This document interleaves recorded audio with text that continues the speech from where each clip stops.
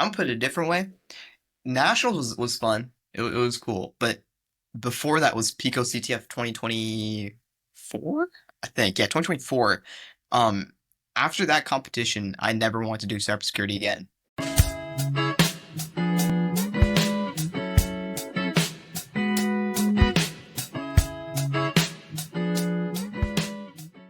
Hello, and welcome back to the Voice for You podcast, where we empower the leaders of today and tomorrow. I'm your host, Jeshwan Vana. Today, I'm joined by a young leader in our community.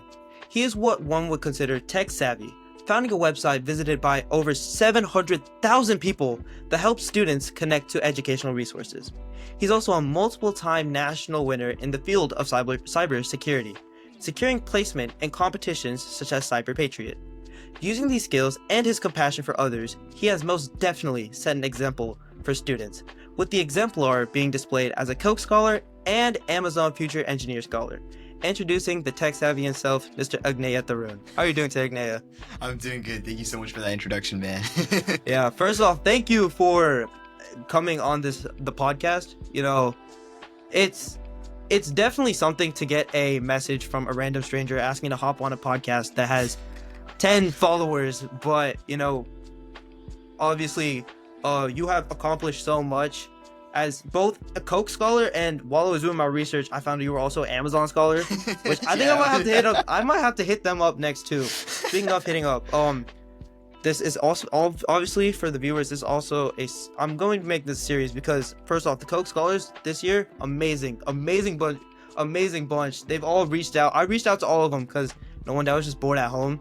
But they've all reached out, and thankfully, fortunately, I have a lot of this scheduled, obviously first with Mr. Agneya.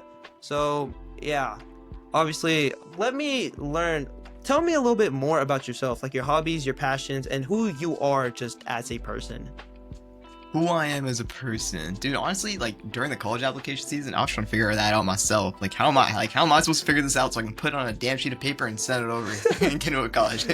No, that's fair. That's fair. And during that process, what I found out about myself is like, I'm not those type of kids that are like, oh, okay, he's like, oh, he's good at violin, he's good at like piano, he's good at like computer science, he does a little math on the side, he's a little volunteer. Like, no. I just like building. Like, No, hell, I suck fair, at I suck at the piano. I can't play the violin. God, I can't paint for shit. Yeah, that's fair. But I just build. So that's just me. Like honestly, like I just love if I can build anything, I will. Like I'm interested in computer science, but like literally yesterday, I was building like a computer chip. Sometimes I do like robotics, like CNCing, 3D printing. Like hell, if I can get a product out of something, I'm gonna try it. And that's just me. That's fair. Where are you located again? I'm in Maryland. Maryland, the Coast. DMV. The great DMV. Great DMV. All right, so before we get into like the hard-hitting questions, we got to start off a little, soft. So, if you could live in any fictional world, where would it be and why? Any fictional world? Let's see. Hey, these questions are hard-hitting. It makes you ponder for sure, 100%. Oh yeah. Yeah, let's see. I'm not gonna lie, I don't know too much about this fictional world. Like shit, I think it's like kind of a basic answer, but shit, I'll live in Harry Potter web. It's so interesting. Okay. I'll be honest, I was never a big fan of Harry Potter growing up. My mom forced me to read the first book. I didn't like it. Dude, that's so funny. Dude, I only read like the first book too. Yeah, like everyone else's kids were reading Harry Potter. Like Indian parents in general, they're like, this kid's doing it, you got to do it too. So my mom made me read Harry Potter. I did not like it. She never made me read another book again. My brother ended up being a big Harry Potter fan, I think. I read a lot of Percy Jackson, and then like Percy Jackson. Yeah, Percy Jackson is my go-to. I don't remember anything from those books, but the reason I bring those up is like those lives are so interesting. Yeah. Like living as a half son of a Greek god is crazy. And then like, why can't I be half son of a Greek god, bro? Low key, like, that'd be tough. It's not like it was like not even one of them small gods too. It's Poseidon, like the sea, like Poseidon. Holy, exactly. All right, so obviously as a Koch Scholar, that means you are a senior. You have graduated. Hopefully everything went smooth sailing. This is probably one of the biggest moments in your life. Graduating high school in America, they make it a big deal. But what school have you committed to, and what about that college attracted you to committing there? So I'm currently committed to Carnegie Mellon. I'm going to their school of computer science, and honestly, the best part, the thing that attracted me to school was like low key. It's a really homey feel. Like you go to campus, it's just like it's so small. I can make it from one side of campus to the other side without a bike. I can just walk for like 5 minutes and I'm already there. And it's like because everything's like so close, it just feels like a really tight knit community. There's that. And also, I'm keeping a buck. The starting salaries of school of computer science is crazy high. I'm getting paid lucrative amounts of money, bro. Hey, it's all about the money. Carnegie Mellon was actually like the first school, like college I ever knew in general. Because like 10 years ago, when I was in like kindergarten or first grade, I had a cousin that graduated high school, committed to Carnegie Mellon for, I'm pretty sure, finance. I don't have any contact because I was in I think I was summer of first grade when he graduated high school. Like I'm not keeping in contact with him, but my dad told me he was working at Wall Street. So obviously Carnegie Mellon is definitely a school that produces hard hitters. I mean, obviously you're committed there, so Dude, obviously. yeah. CMU is tough, man. Yeah, CMU. Except the workload is what I'm worried about. Yeah, no, if you're committed to any top school, then the workload is going to be scary. Yeah, no, that's fair. That's fair. Like yeah. my top choice is Duke University. Duke, hell yeah, dude, go for it. I've been a big Duke guy for a very, very long time. Like That's I was fire. scrolling through old stuff on my laptop, my school laptop, 6th grade. I found this one PowerPoint where we had to make like what college you want to go to or like what job you want to be. I said I want to study zoology at Duke University. obviously the zoology part changed because, you know, my parents told me that I have to stick my hand up a horse's butt, and I didn't feel comfortable doing that. So obviously I've switched over. I'm still trying to decide what I want to do. I'll be honest. But, you know, it's definitely, this is the point where we're changing from, you know, kids to, you know, full-grown adults. And yeah, no, that's crazy, bro. Nah, you know what's crazy? You know what's even crazier than that? How are you in 6th grade already thinking about college? Like, I swear when I was in 6th grade, all I did was play Minecraft and ride my bike. it's like Duke really.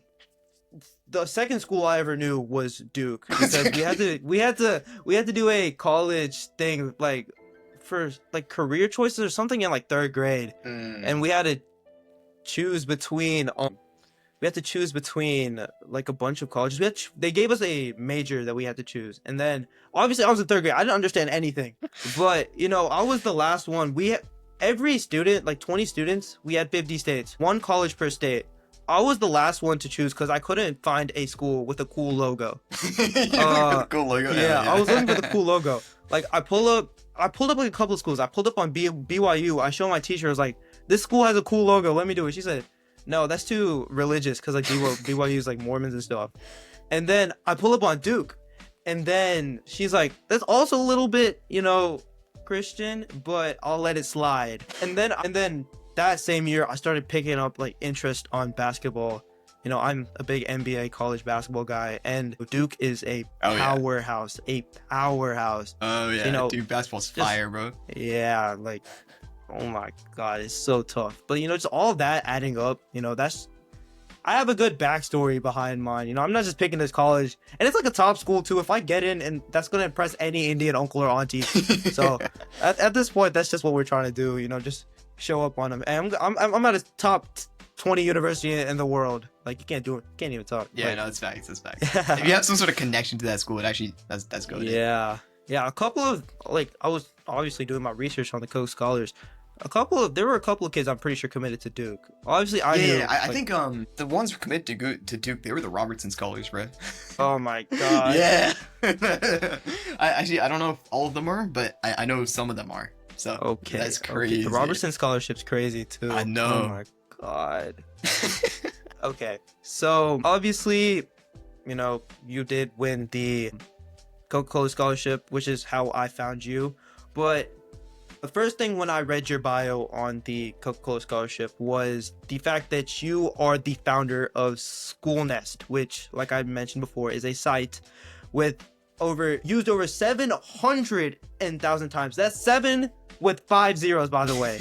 So how did you get the inspiration to start School Nest? It all started with one of my friends who's a senior. Like his computer science teacher, who's also mine, sent him an email 3 days before the SAT and was like, dude, you know what? I'm not gonna lie, it's so annoying when I have to look at the clock and then see how much time is left in class. And my guy was like, dude, what the hell are you asking me? But I was like, all right, I'll do it. I need the teacher recommendation. He did it. He made a prototype and it actually went like viral. It was super useful in the school. Everyone used it at a point. Then I strolled in and then we redid the entire website and then we made it like portable so that you can have a website for every single school. And that's how we started like farming like views. We farmed so many views because it spread like a wildfire, right? Yeah. And then from there, we were just like, okay, this feature, throw this feature, throw this feature. And we're just adding features like madman.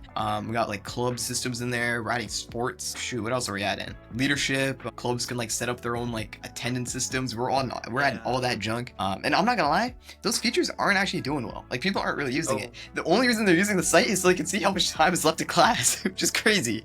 That's fair. That's fair. But the problem is that you can't really pitch this to an investor. Like we can't pitch a clock to an investor, right? So we're actually like pivoting the entire thing. We're into like we're staying in the edtech space, but we're trying to make it so that it's easier to learn computer science. I can get more into this later, but it's like, yeah. But yeah. My next question was gonna be, how were you able to start School Nest and keep it operating? Well, how are you still able to keep it operating if you are saying people are only using it as a clock? So how are you still able to like market to other people across? Is it just like in the DMV area, or do you know if you have people from like, say, like the south or like the western side using it too? It is mostly the DMV, except we have like a few pins just on the other side of the road. Like we have Allen, Texas, and I think we have California. Just like one school there. Maybe I can talk to my friends so we can pull up some stuff in Memphis, Tennessee too. Fire, bro. Hey, I mean, you help me, I help you. Easy. You scratch my back, I scratch yours. Dude, I'm not gonna lie, I could care less if people use the site or not anymore. I mean, it definitely was a obviously booster for your academics, and especially like, first thing I read, 700,000 clicks. Like, yeah, obviously, yeah, no wonder. Like every time I read a Coke Scholar thing, it's like some big number, and it just scares me. Yeah, every single time. Oh my god. Dude, yeah. No, that's crazy. But how do I keep School Nest afloat? I use the theory of marketing proxy. So it's just like, I want to get something out there, but what's the easiest way to spread it? And the easiest way for me to spread it was giving them some sort of tool that goes viral. And we already tested that throughout my school, just Poolsville. We already knew that the clock was really it was really popular. People actually needed it. So that's what we marketed. We said, hey, use this. It's a clock, and it makes your life in class so much better because you just pull it up and immediately tells you how much class you have, class time you have left. So we use that to proxy and break our app in different schools. And then from there, we kind of just said, hey, we also have this feature, we have this feature, maybe you want to use this. But yeah, we start realizing this is kind of making it's a positive impact on the world, but it's kind of doing nothing. Like it's still a clock. Right? This isn't really doing much. So do you have any ideas to make it from? Obviously, you have like the schools and clubs and all that, but do you and your team? How many people are on your team, by the way? Do you know? Shoot, it's like 11 now. Damn, I don't even know. We have like that's a pretty good me team. And my founder, who's a senior, and then we have like a bunch of interns. Yeah. Okay. So, do you have an idea of how you're gonna market, like, other than just the clock aspect? Do you have any idea of how? I'm so glad you asked that. I'm just gonna get this, but the way we're pivoting towards is that I don't know if you've heard of the site before. Have you heard of Replit? Oh. Yes. You have. Have you heard about how their educational plan is gone? No, I use Replit. I was a part of this coding program, and they made me use Replit. So, from like India. Dude, yeah. At my school, every teacher was relying on Replit. They were just like, okay, like every coding project, you just said, okay, go to Replit, write this. Go to Replit. Like you have an assignment, you have a test, just do it on there. And they got rid of their education plan. So now, if you have a school account, you can only make 3 projects, and that's so chopped. Yeah. So what we're doing now is we're working with something called WebAssembly. I don't know if you've heard of that before, but assembly, right? It's like the most basic language on a computer, like the most basic programming language. Some geniuses figured out how to do that in JavaScript. So if you work on top of WebAssembly, you can make any application run on your browser. So what we did is we figured out how to run a full Linux operating system on the browser. So Replit, what they do is they have like a cloud computer that you connect to and you run code there. That's so expensive, and that's kind of why they shut down their educational program. So what we're doing is we're completely undercutting that cost by running that machine on the browser itself. So now you can do all your coding, and that's what we're gonna kind of pitch School Nest as. Nice. Like I said, tech savvy. Yo, Yeah, slide me a quick DM. Okay, so not only do you have this website with you and your other 10 or 11 team, but you're also a cybersecurity competitor. So when did you start taking an interest on cybersecurity? I wrote about this in my college applications. Shoot, how long was it ago? 7th grade or 8th grade? 7th grade, actually, I think 8th grade summer. What my dad did was like, oh, okay, Agneya, you're spending too much time on the computer. I'm gonna shut your Wi-Fi off every day at 4 p.m. Do you know how insane? That's the most Indian thing ever, dude. Yeah, no, that's bro. That was like blasphemy at that point in time. So I spent like a whole month learning like internet protocols, cybersecurity, and like penetration testing, so I could break through like all the firewalls that he put on me, and I could get free Wi-Fi. Oh my god, no, that's some crazy dedication, bro. What the heck?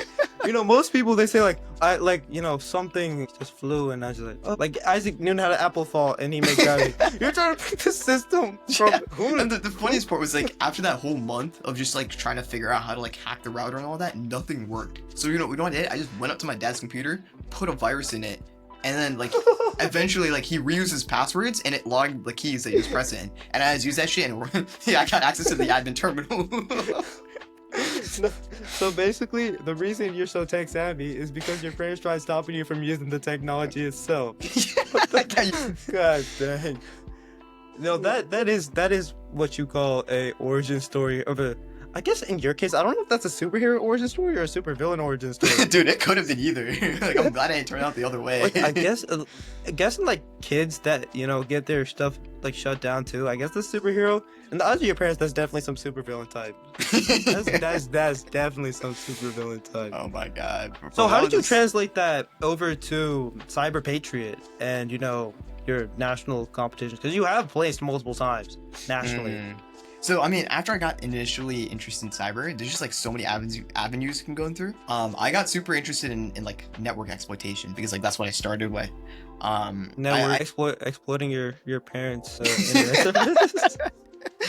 Yeah, sure, exploiting my parents too. Bro, I think eventually I told my dad about this and he thought it was hilarious. He was like, oh, I expected nothing better from you. I mean, dude, you're learning something from it. Like, it did help you build to like go into Carnegie Mellon now. So I guess it all works out in the end. Yeah, it all works out. Yeah, but shit, yeah, I was interested in network exploitation. I was just like, oh, okay, these are some cool competitions. So I just hopped in those. I started off with Cyber Patriot first. That's where I really got my hands around like the Linux operating system and like, oh, okay, how do I run a command? Like back then I didn't really know how to do all that. So I just kind of did that.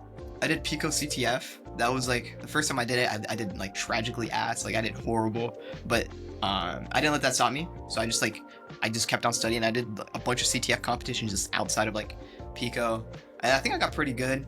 I hit up a guy who was like he's like really good like cybersecurity competitor, and somehow I got my ass into the team. And then from there, like I'm so blessed because those guys taught me so much, and I became like a lot better at cybersecurity. And that's what kind of led me to my national, international placings. But yeah, those guys built me. Yeah, my next question would be if you were by yourself or with a team, but I guess you were. Yeah. Was it a team of like, how many people?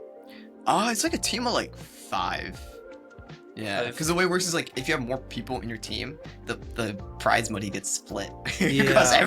There's money involved in this. Oh. Yeah. This gets a good amount of money. Yeah. Because I know my school has a Cyber Patriot. It's not as big as I think like other schools are. Because I know like our rival school, they have a decently sized Cyber Patriot, I think. But I think our school has Cyber Patriot. I'm not too sure. But yeah, I didn't know that there was money. If I knew there was money involved, I would have done it a long time ago. Like what? I mean, for Cyber Patriot specifically, I think you only get money if you like place at nationals, which is like crazy hard to do. Oh, but I mean, like random CTFs you can get money from. Yeah, no, placing at nationals or anything is crazy. Like yeah. Even if it's like the smallest thing ever, placing at nationals, you're going against like 50, well technically 49 of the states, and then who knows? You're bringing like for FBLA nationals. That one last year. China was competing against us. Like, what the, like... Dude, that's crazy. we had China, Canada, and like Puerto Rico, along with the 49 other states. And like like the DMV is correct. Jersey, California, Texas. Oh yeah, dude. So For oh Cyber my, Patriot, we have a running joke. It's like, because every year for Cyber Patriot, all of the national teams are just all Cali teams. It yeah. pisses us off so much. We're just like, bro, they're cheating. They have to be cheating. Like, but no, they're It's just better than Silicon, us. yeah, it's Silicon Valley too. So if they ever want to, just hit up like Mark Zuckerberg, Meta. Hey, yo, help me with the Cyber Patriot. No, dead. Okay, so let's see. When it comes to Cyber Patriot, cybersecurity, Cyber Patriot is a key contributor in high school itself, and you have been a finalist at the national level. Did this placement change your outlook on what you want to do in a good way or bad way, like at all? I'm gonna put it a different way.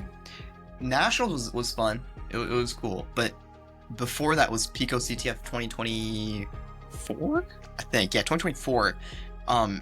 After that competition, I never wanted to do cybersecurity again. Like, literally, I lost a chunk of my soul. 2 weeks of just doing the same shit on my computer. Nothing works. Like, the competition was... I mean, you can't blame the competition. Like, it was a good competition. Yeah. But everyone finished every challenge in the first, like, 4 hours. And there's 3 left. 3 left for the span of 2 weeks for people to complete. And it was just me sitting there doing one challenge. Like, I have no idea how to do it. Sitting there, just a day and night. Losing sleep, not eating. Like, just typing away, trying to get that shit to work. Never worked. We placed 9th, bro. I was so pissed off. And at that point, I was like... You should place that nationals, like, national level. I mean, that was after Pico, so... Yeah. Yeah. But, I mean, at least you did realize, instead of slaving away with cybersecurity for the rest of your life, you don't want to do that anymore. So, yeah, I was just like, yeah, I gotta ride the wave and just join the machine learning wave. Yeah. Cybersecurity is, like, I'm gonna be honest, it's not the alivest field. It's kind of dying, but I don't know. At the University of Memphis, I did a cybersecurity, like, 3-day camp, like a day camp. Mhm. I'll be dead honest, we messed around the whole entire time. We were, like, the first day, we were supposed to be, like, programming robots. Me and my 2 other teammates, who one of them is my neighbor, actually. The other one was my FPLA partner last year. He graduated last year. But one of my friends, he basically crashed the robot into one of the chairs, and it broke. So we were freaking out about that for the first days. But, that definitely, the people there were really chill. Obviously, like, before my senior friend, I didn't know him at all. But because of that camp, we grew a bond. We went to FBLA States. We placed first at States for digital video production. And, yeah. So, trying new things, even if you don't like it, there's always some plus side. Where was Nationals for y'all? Nationals, it's a DC, so it was like, oh, it was like an hour drive. Oh, I mean, Yeah. DMV, I forgot. Yeah. No, DC is a big thing for us. Like, I've gone to DC. I went to DC once, and I was going to my cousin in Jersey's graduation because he was going to CMU. Oh, really? Like, when I was in first grade. I don't Actually, remember. wait, no, any of it. I lied. It was not in DC. It was in Bethesda, but it's like, Yeah. same thing. Yeah, I don't remember any of DC, I'll be honest. I want to go again. Maybe Oh, yeah, senior DC's trip, fire. who knows? After I finish slaving away senior colleges. You got it in the bag, bro. Trust. So obviously anyone can be a good student and also successful, but what makes change is being a good person and helping your community. So how do you believe you were able to help the people in your community and just in general? I'm not gonna lie, I did a bunch of volunteering that I was like actually passionate about. I feel like a lot of people just go like, oh, okay, I need my hours to stack up. Let me do like 900 at like random 400 different places. I did volunteering at the Library of Congress. They have Okay. I mean, you are the DMV. It makes sense. It does make sense.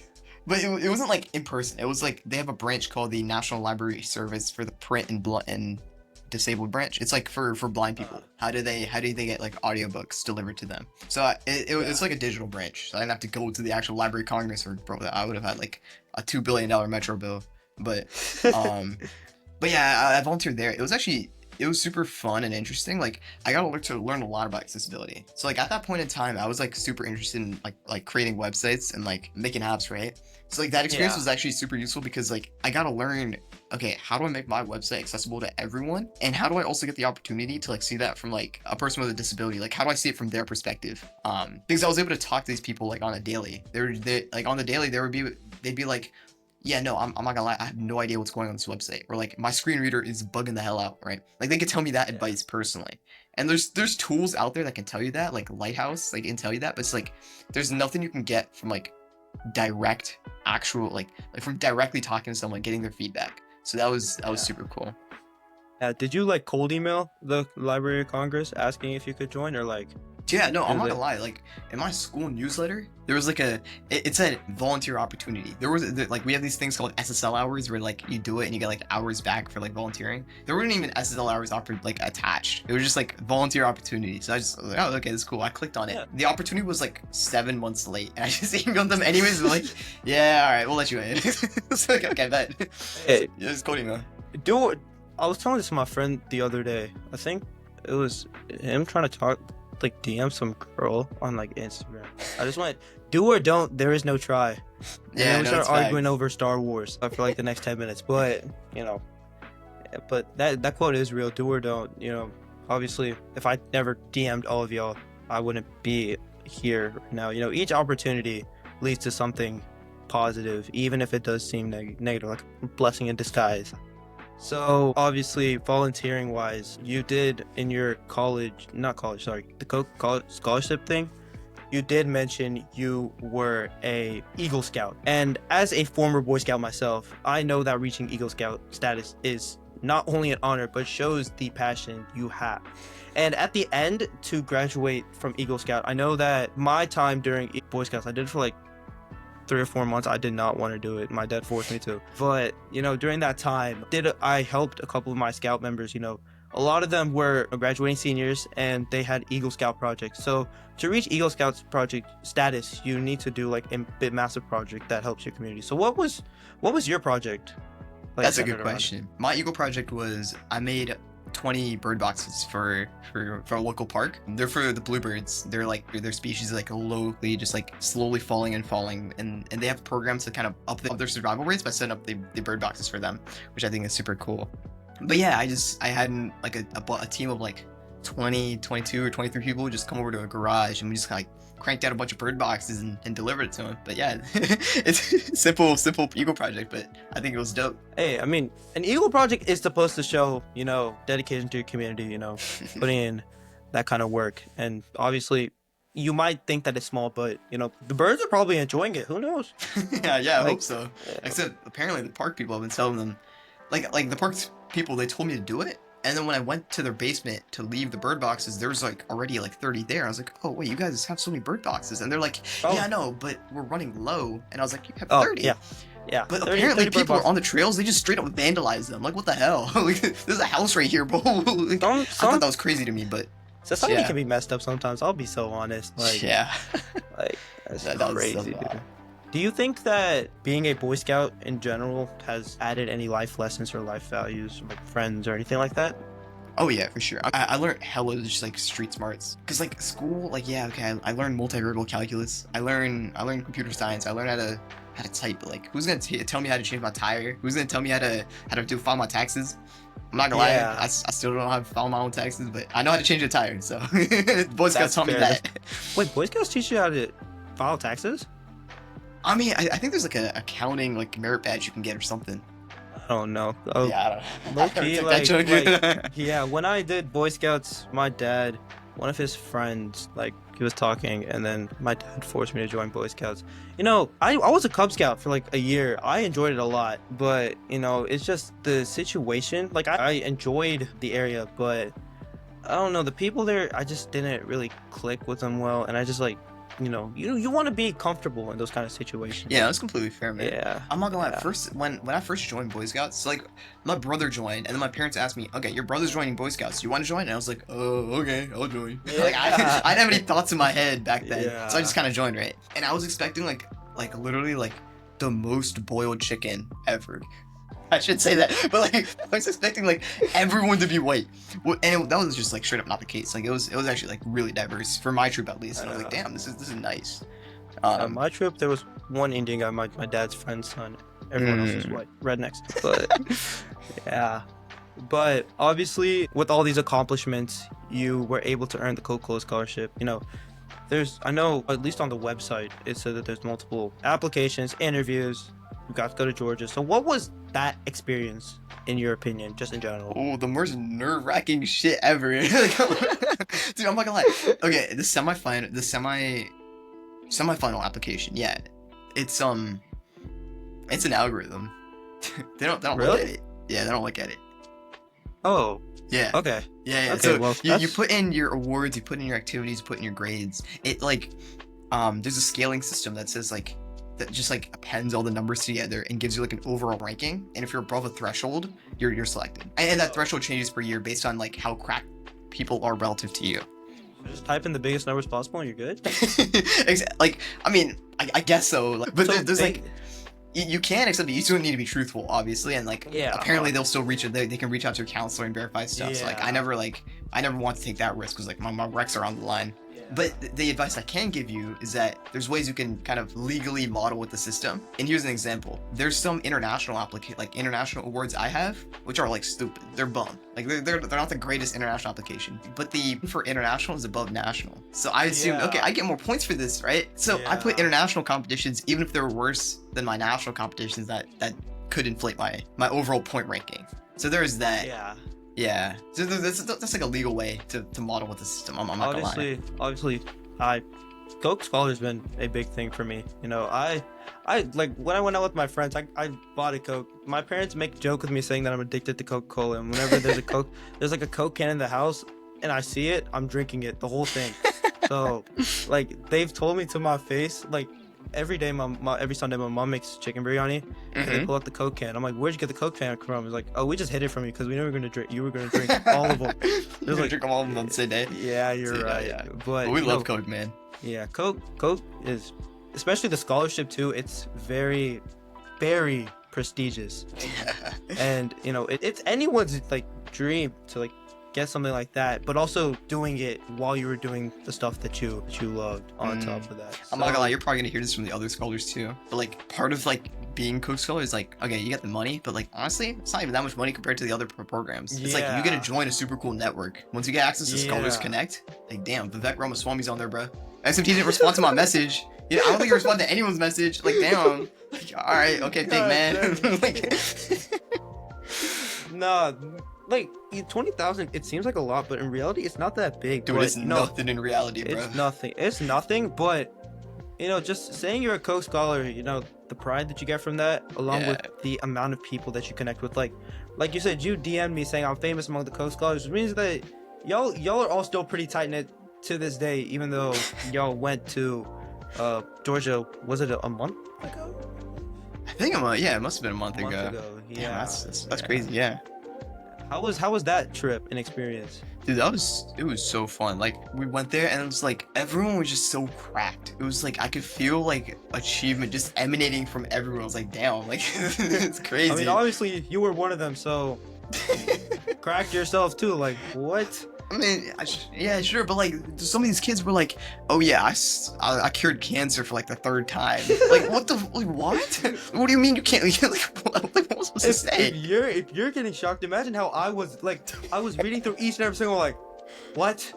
Like I was just going through each and every single one. Like this person founded this nonprofit. This person placed that last year. I'll be dead honest. Half of them were just ISEF placers. Yeah, no, they love half of them were ISEF. just ISEF placers. Yeah. And then the other half was like, I created a nonprofit that gained $100,000. Or like yours, I created a website that has 700,000 clicks. I'm like, I'm at home watching movies on my bed. Like, bro, like remember there's like two sides to the coin, bro. Like all those guys, myself included, like yeah, okay, we do hella shit, but it's like, bro, we have to strip away like a third of our childhood. a lot of time is the way. Yeah, but, I mean, at least it paid off. It paid 100%. I mean, I would not complain if I'm going to CMU, especially because I'm pretty sure CMU has a top engineering, like computer science and engineering program. Yeah, CS is mega tough. Mega. I'm not gonna lie, I'd probably pick CMU over like other schools like Cornell or so, or like I don't know. Oh, you gone to Cornell too? Bro, I got waitlisted. Oh, what schools did you get into? Dude, I'm not gonna lie, I got actually like hella chopped for like college apps. I think this was my essay sucked or something, but I got rejected from I'm like Yale, Penn, and then what else? Yeah, Yale, Penn, and then Columbia. But I got waitlisted from Harvard and Cornell. It's like, damn. A waitlist from Ivy League. I'm still flexing that. Like I was flexing, last year. I was flexing my waitlist from governor's school to like my friends. So Oh, like, governor's school. I got some friends that go to their governor's school. That's tough. Yeah, I got to go to school this year, but unfortunately, I cannot go due to circumstances. But yeah, but That was fire though, dude. But yeah, I mean, I got into CMU. I'm not gonna lie. I should probably just start convincing myself. You know what? This is tough. I need to actually be like excited to go here. Cause like I'm not gonna like for the past like month I was just like fuck. All right, I would go to CMU and I'm gonna become so chopped. I'm gonna look tragically chopped.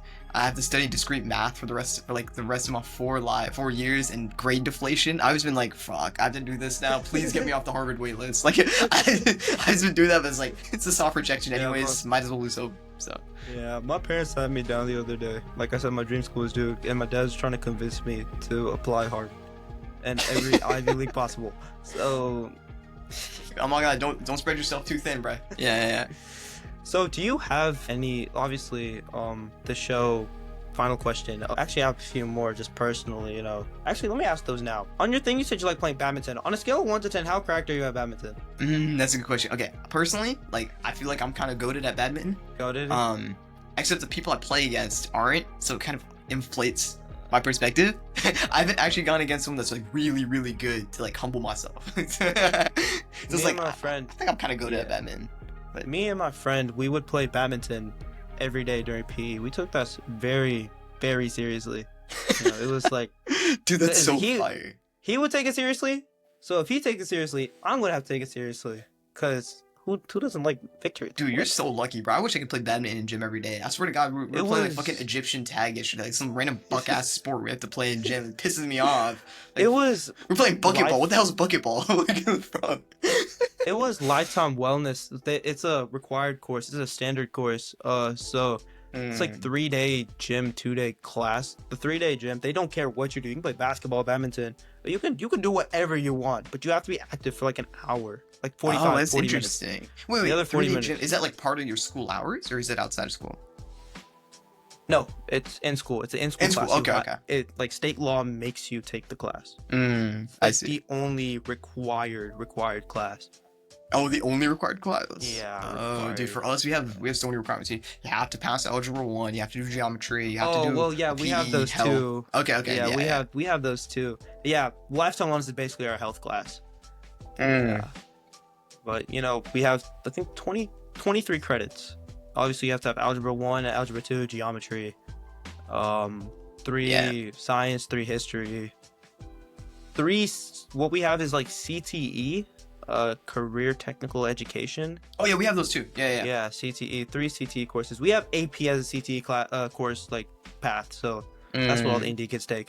So yeah, we have that, and then because my school it's not new, but we renovated like 2017 to 2018. We got a whole new campus.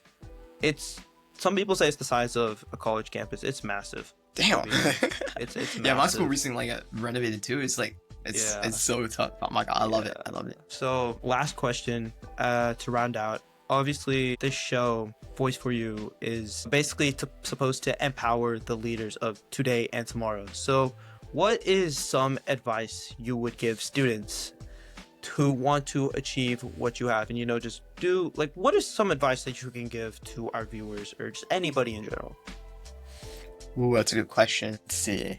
I'm not gonna lie, don't get puppeteered. There's gonna be people out there in your career that are gonna be like, okay, I know it's this guy, I can kind of swindle his ass. I'm gonna do that. You really need to look after those type of people because they're gonna take advantage of you. Don't let people take advantage of you unless you've taken advantage of them. I think that's really important. Real. Yeah. There's been times in my career where it's just like I just do something and I was like, shit, why'd I do that? Why'd I do that? You just kind of took advantage of my work and it's just like pisses me off. But I mean, like, you can't blame the person, you gotta blame the game. So yeah, we can't